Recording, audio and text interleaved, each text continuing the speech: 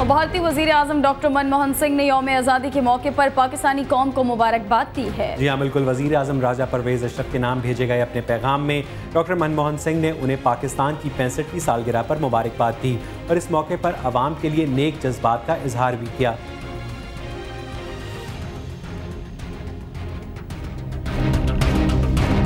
मुस्लिम league नून के कायद मियां नवाज शरीफ का कहना है कि आइंदा इंतखाबात में अवाम सोच समझ कर वोट डालें। यौम आज़ादी के मौके पर पैगाम में नवाज शरीफ ने कहा कि 14 अगस्त तजदीद अहद का दिन है। आइंदा इंतखाबात में अवाम सोच समझ कर वोट दें और मुल्क की बागदौड़ बहरानों का मुकाबला करने वाली क़यादत के सुपुर्द करें। नवाज शरीफ का कहना था कि मुल्क की बागदौड़ ऐसी क़यादत को हासिल हो जिसमें बहरानों का मुकाबला करने की अहलियत हो। उनका कहना था कि बदकिस्मती से बाज़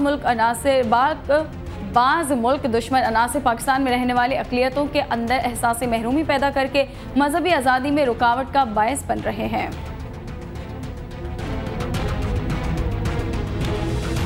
और यौम आज़ादी के मौके पर वाहगा बॉर्डर लाहौर में भी परचम कुशाई की तकरीब हुई। जी हाँ बिल्कुल, परचम कुशाई की तकरीब में रेंजर्स हुक्काम के साथ साथ जिंदा दिलाने लाहौर की बड़ी तादाद ने शिरकत की। वाहगा बॉर्डर के बाबे आज़ादी पर तकरीब के दौरान ढोल की थाप पर दर्जनों नौजवान दीवाना वार रक्स करते रहे, जबकि पंजाब रेंजर्स पब्लिक स्कूल के तालिब इल्मों ने मिल्ली नगमों से फ़ज़ा को रंगीन बना दिया। बाबे आज़ादी पर सब्ज़ हिलाली परचम DG rangers Punjab major general Hilal Hussain ने लहराया और सलामी दी। परचम कुशाई की इस पुरवकार तकरीब के अख्ताम पर जज्बा खैर सगाली के तहत भारतीय सिक्योरिटी फोर्सेस को भी मिठाई पेश की गई।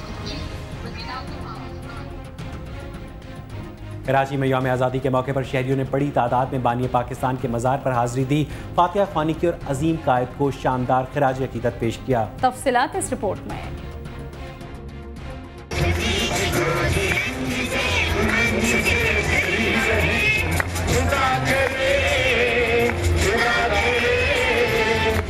चौदह अगस्त यौम आज़ादी आया और वतन की मोहब्बत से सरशार पाकिस्तानियों की तो ईद हो गई। चेहरे पर कौमी परचम पेंट कराए बच्चे और सीनों पर बैज सजाए बड़े सब्ज हिलाली परचम थामे बर्रे सगीर के अजीम कायद के मज़ार पर हाजिर हुए और मुल्क की सलामती, तरक्की और खुशहाली की दुआएं की। कराची के मुख्तलिफ स्कूलों से आए बच्चों ने कौमी नगमे गाए और समा बांध दिया।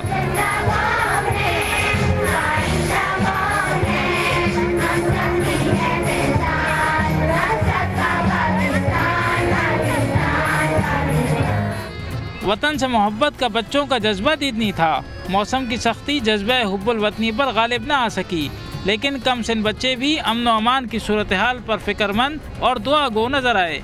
रुख मोड़ सकें तूफ़ानों का तिनकों के बस की बात नहीं। रुख मोड़ सकें तूफ़ानों का तिनकों के बस की बात नहीं। फौलाद के आगे ठहरे शीशों के बस की बात नहीं। पाकिस्तान जिंदाबाद। तमाम पाकिस्तानी को जश्न आज़ादी मुबारक। आज मैं यहाँ बहुत खुश हूँ अपने मुल्क को देख के, यहाँ के लोगों को देख के। जिस तरह खुशियाँ मनाई जा रही हैं, अल्लाह हमें हर साल इसी तरह खुशियाँ मनाने की तौफीक अता फरमाए। कुछ लोग इतने मायूस हैं पाकिस्तान से, लेकिन फिर भी आज आज़ादी के दिन में लोग इतने खुश हैं और इसी तरह से अपने आज़ादी के दिन को मनाएं और तालीम हासिल करें और मुल्क को आगे बढ़ाने की कोशिश में लगे रहें। तमाम पाकिस्तानियों को हैप्पी इंडिपेंडेंस डे। आज मैं बहुत खुश हूँ, कायद आज़म ने हमें इतना अच्छा मुल्क आज़ाद करके दिया। यौम आज़ादी पर ज़िंदगी के हर शोबे से ताल्लुक़ रखने वाले अफराद की बानी पाकिस्तान के मज़ार पर हाज़िरी इस बात का मज़हर है कि कौम मुल्क की सलामती पर किसी समझौते को कबूल करने के बजाय हर किस्म की कुर्बानी के लिए तैयार है। जश्न आज़ादी के मौके पर मुस्तकबिल के ये मेहमान बानी पाकिस्तान के मज़ार पर पाकिस्तान की खुशहाली और तरक्की के लिए भी दुआगो हैं। कैमरामैन शहजाद अहमद के साथ Arif Mahmood, CNBC Pakistan, Karachi.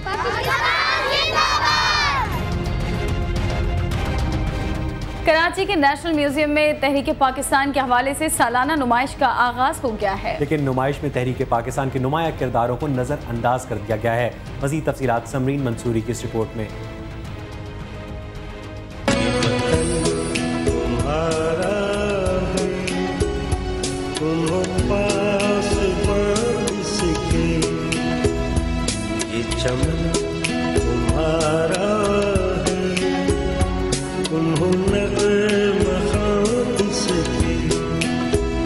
National museum Karachi में यौम आज़ादी की मुनासबत से 15 रोज़ा नुमाइश का आगाज़ हो गया है। नुमाइश में तहरीक पाकिस्तान के रहनुमाओं की तस्वीर, आज़ादी के वक्त हिजरत के मनासिर की पेंटिंग्स और अल्लामा इकबाल, कायद आज़म और लियाकत अली खान के ज़ेरे इस्तेमाल अशिया को नुमाइश के लिए पेश किया गया है, जबकि कायद आज़म और मादर मिलत को पेश किए गए खुसूसी सिपाहनामे भी नुमाइश की जीनत बने हैं।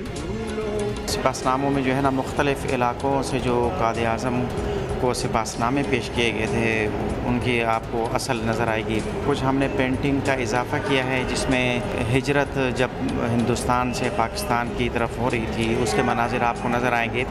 तहरीक पाकिस्तान के हवाले से ये नुमाइश कई बरस से लगाई जा रही है, लेकिन इस नुमाइश को देखने के लिए लोगों की आमद न होने के बराबर है। चंद खानदान अपने बच्चों को क़याम पाकिस्तान की तारीख से रोशनास कराने के लिए यहाँ का रुख करते हैं, लेकिन वो भी नुमाइश में मुकम्मल मालूमात न होने का शिकवा करते हैं। पूरा डिपार्टमेंट हो इसमें कराची के बारे में टोटल इन्फॉर्मेशन हो, क्योंकि जहाँ पे हम बिलोंग कर रहे हैं उन बच्चों को ये भी पता चले इसकी माजी क्या था। ओवरऑल पाकिस्तान के मुतालिक तो बहुत अच्छी चीज़ें हैं, लेकिन प्योरली लोकली जो इन्फॉर्मेशन है वो भी यहाँ पे अवेलेबल हो। जो एग्जामिनेशन में हमें लिखना होता है कि पाकिस्तान मूवमेंट में क्या हुआ, तो यहाँ पे इतना नहीं दिखाई दे रहा, ये पता होना चाहिए हमें। और 14 पॉइंट्स ऑफ कायदे आज़म और ये सब जो हम लोग ने है ना ज़्यादातर पाकिस्तान स्टडीज़ और इसमें पढ़ा है वो सब ज़्यादातर नहीं था यहाँ पर।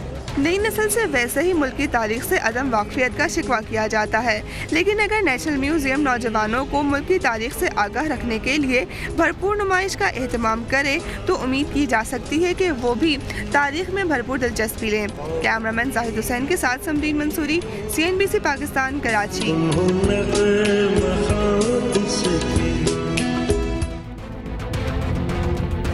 और यौम आज़ादी पर भी कराची में टारगेट किलिंग और पुरतशद्दुद वाक़यात का सिलसिला ना रुक सका। मजहबी जमात के 2 कारकुनों समेत 4 अफराद को फायरिंग करके कत्ल कर दिया गया। 12 से ज़ायद अफराद जख्मी भी हुए। जश्न आज़ादी के मौके पर सिक्योरिटी के खुसूसी इंतजामात के बावजूद भी शहर कायद में दहशतगर्दी का सिलसिला जारी है।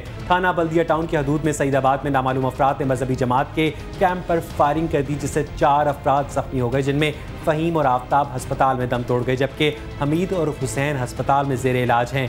फिरोज़ाबाद थाने की हदूद नर्सरी स्टॉप के नज़दीक फायरिंग से आसिफ नामी शख्स हलाक हो गया। पुरानी सब्जी मंडी के करीब से एक शख्स की लाश मिली है, जबकि भेमपुरा, मरी, defence, new Karachi, Orangi town, super highway और PIB कॉलोनी में फायरिंग से 12 से ज़ायद अफराद जख्मी हो गए। उधर कोयटा में अमन अमान की अबतर सूरत हाल के पेश नज़र हुकूमत ने मोबाइल सर्विस मुअत्तल कर दी है। हर साल की तरह इस साल भी यौम आज़ादी के मौके पर कोयटा शहर और मुहल्लिका इलाकों में मोबाइल की तमाम कंपनियों की सर्विस मुअत्तल है। सर्विस मुअत्तल होने से लोगों को काफ़ी मुश्किलात का सामना है।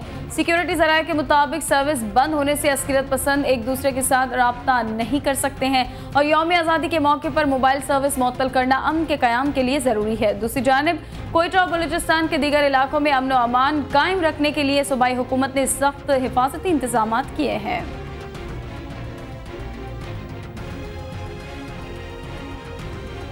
वज़ारत दाखिला का कहना है कि आइंदा चंद हफ्तों में दहशतगर्दी के वाक़यात का खदशा है। वज़ारत ने किसी भी नाखुशगवार वाक़े से बचने के लिए इक़दाम और तमाम IGs और होम सेक्रेटरीज को चौकन्ना रहने की हिदायत की है।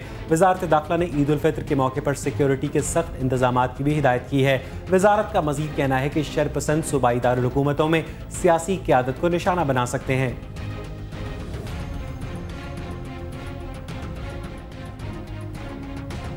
कहते हैं कि ईद आती है तो बहुत सी खुशियां लाती है। जी हाँ, हुकूमत ने भी आवाम में खुशियां बांटने का ऐलान कर दिया है।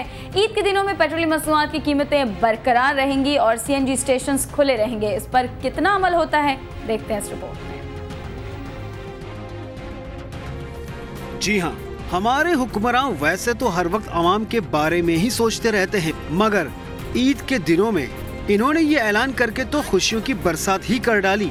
ईद के दौरान न लोड शेडिंग होगी, न ही पेट्रोल की कीमतें बढ़ेंगी और तो और CNG स्टेशंस भी खुले रहेंगे। पहली बात तो ये है कि उन पर किसी भी बात का भी यकीन नहीं किया जा सकता, जैसे कि वो कर रहे हैं। ये तो सिर्फ कहने की बात है, इनको अल्लाह करे कि ना ही जाए तो सब आवाम के लिए तो अच्छी बात है, बाकी मुश्किल है। मसलन के वो लोड शेडिंग नहीं करते तो फिर पता लगेगा। पहले तो उन्हें हमें कोई यकीन नहीं है कि वो ठीक कह रहे हैं। वो कहते हैं कि जी आप मुल्तान की बिजली देख लें, आपके सामने आप लाइट नहीं है। ये वादे करते हैं और तोड़ते हैं। ये कोई भी इनका वादा सच्चा नहीं होगा। इलेक्शन नज़दीक हैं तो आई थिंक कुछ ना कुछ रिलीफ देंगे। वो चाहते हैं कि इलेक्शन में कुछ ना कुछ कर पाएँ। और आवाम का हाल तो यह है कि खुशी से मर न जाते अगर एतबार होता। अगर ऐन ईद के रोज कहीं कोई खंबा गिर गया तो हुकूमत मजबूर होगी कि बिजली कहां से लाए। इसी तरह कहीं अगर गैस फील्ड में अचानक खराबी आ गई तो ऐसे में हुकूमत बेचारी तो कुछ नहीं कर सकती ना। और हाँ, रही बात पेट्रोलियम मसनूआत की, वो भी ईद के दिनों में नहीं मगर ईद के बाद तो जरूर ही बढ़ेंगी। खुद ही सुन लें। महंगाई नहीं होगी इसका मतलब होगी, पेट्रोल नीचे आएगा इसका मतलब ऊपर जाएगा। इससे पहले फिर 15 दिन पहले जो कीमतें बढ़ा दी गई ईद से पहले, उस जो समझ लेकर रमज़ान का भी गिफ्ट था और ईद का भी गिफ्ट था। पहले भी ऐलान करते हैं लेकिन अमल दराम तो नहीं ना होता है, तो मुश्किल ही मुझे तो नज़र नहीं आता कि इस पर अमल दरामद होगा। ये सिर्फ बयानात है जी, इस पे प्रैक्टिकली तौर पे कुछ नहीं किया जाएगा। बहरहाल आवाम का काम है अपनी मदद आप करना, इसलिए जरा होशियार रहिएगा क्योंकि हम सब उसी मुल्क में रहते हैं जहाँ के हुक्मरानों के वादे बहुत मशहूर हैं। हॉलीवुड की एक्शन फिल्म द एक्सपेंडेबल्स 2 का प्रीमियर लंदन में हुआ। जी हाँ, बिल्कुल। बरतानवी दारुल हुकूमत लंदन में फिल्म की सुपरस्टार कास्ट रेड कारपेट पर उतरी तो परस्तार भी फूले नहीं समा रहे थे। फिल्म में Arnold Schwarzenegger, Sylvester Stallone, Jean Claude Van Damme, Jason Statham और ब्रूस विल्स जैसे बड़े नाम शामिल हैं। फिल्म 2010 में बॉक्स ऑफिस पर धूम मचाने वाली द एक्सपेंडेबल्स का सीक्वल है। फिल्म में आर्नल्ड श्वार्ज़नेगर ने 7 बरसों के बाद एंट्री दी है। पहली फिल्म की तरह ये फिल्म भी मार-धाड़ और दिल दहला देने वाले मनाजिर से भरपूर है, जो 16 अगस्त को रिलीज की जाएगी।